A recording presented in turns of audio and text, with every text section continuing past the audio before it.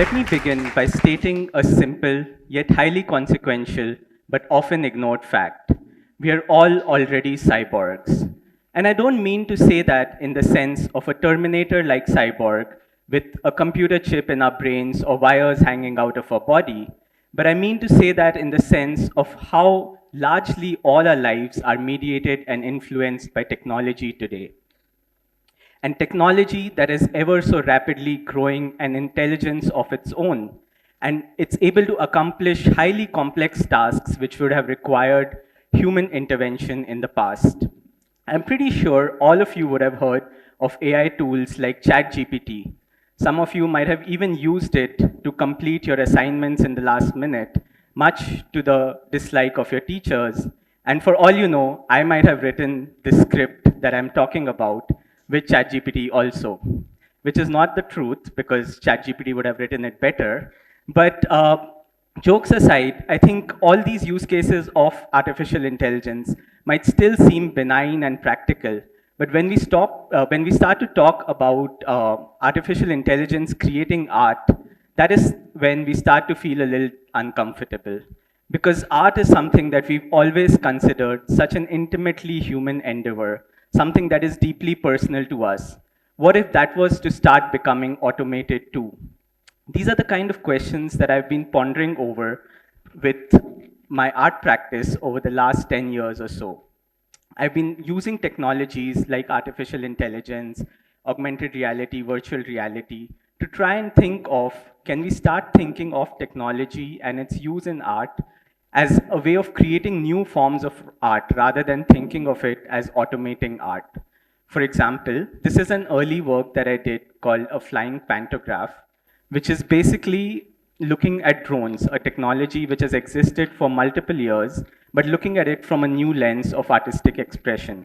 So here, as you move your hand across this table, there is a drone that has a pen or a spray paint can attached to it, and it mimics those motions to create new forms of art on this remote, far-off canvas. It's like having an infinitely long arm that allows you to go outside the foundations of your physical body.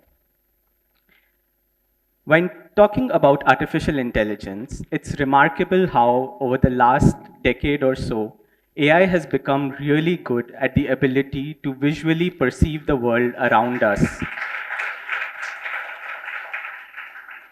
By that, what I mean is, just as we are able to see and instantly recognize objects, AI is able to do that across thousands of categories also. So I started thinking, what would that mean for art? Can we look at that in an artistic context? So I created this drawing system called Tandem, which looks like a regular drawing system where you doodle something. But once you hit the imagine button, the AI tries to find patterns it sees even within these random squiggles and converts it into outputs like seeing a car within these drawings or birds and so on. And it starts to create very interesting outputs where what most of us would think of as leafless trees in a deserted land on the left, the AI completes that as dogs with large ears. So instead of using machines to just do manual tasks like drawing straighter lines or rounder circles, here we're able to use AI in a way to collaborate with humans to really push the boundaries of our own creativity also. There are two core aspects to making art with AI. One is data sets, and the other is algorithms. And to draw an analogy from traditional forms of art, just as a painter would use paint as the raw material and give form to it using tools like paintbrushes, I, as an AI artist, would use or collect data sets and then use algorithms to give form and structure to that data to create art from. As an example, I did this artwork called Strange Genders with two collaborators, where we began with the question of thinking, what do people of India visually perceive gender as? So we began by collecting data sets of thousands of drawings from people of India, all kinds of people from Bangalore and different cities, standing female forms and standing male forms. And then what I did is train an AI system to start generating new stick figure drawings of its own. And another AI system that I trained was meant to classify the drawings that the first AI system was generating into female and male forms. What was very fascinating now is the AI was able to not only just output binary classes of stick figures, but was able to also see drawings that were in between the binary classes that people gave as dataset inputs, and was able to create this beautiful spectrum of outputs ranging from 100% female to 0% female outputs, which we then created this circular canvas from, starting from 100% female figures in the center, ranging to 0% female figures on the outermost radius. So what was very interesting for me as an artist was that this kind of an artwork wouldn't have been possible without the coming together of humans and machines, right? Because as human beings, we don't have the visual cognitive ability to process thousands of images and identify patterns and in-between spaces of these drawings, which the machine is able to do and offer us this beautiful spectrum. Taking this a step ahead, I started wondering, can we teach machines the idea of aesthetics and the different concepts within the aesthetic beauty that we have built over the years? So taking still life paintings, which are primarily Dutch paintings from the 17th century of these beautiful flowers and daily objects, I started training an AI system in two very different ways. One, to train it on the full composition of the artworks, and the other way of training was to zoom in into tiny details and train it on more abstract forms of art, and then created a system to kind of interpolate between the compositional and the painterly to bring to life otherwise what was still life paintings till now. Taking that another step further to think of, okay, now that we have dynamic and lively artworks, can we also create artworks that are interactive in real time, that respond to an audience and the audience becomes part of the artwork? So this is an artwork called Masked Reality, where an audience face is transformed into Thayam and Kathakali dance forms in real time. And this happens in a way of reading the facial structure of the audience and two AI systems that are pre-trained on Thayam and Kathakali face painting rituals. And this is how this transition works. So you actually see yourself as both these forms simultaneously. And apart from the fact of using AI and modern day technology to create more playful and engaging experiences of cultural pasts, what I also intend to do here is to kind of collapse the boundaries that have existed socially across these two dance forms, right? Because Thayam and Kathakali were meant to be performed by very significantly different social groups in the past, but now using a technology of AI, which might otherwise perpetuate bias further in an artistic context, could be used to kind of collapse that boundary.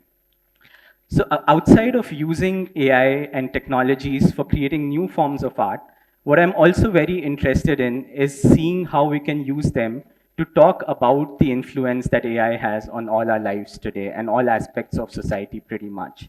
One particular aspect that is emerging and something that we all should collectively engage with is that of a modern form of colonization called data colonization, right?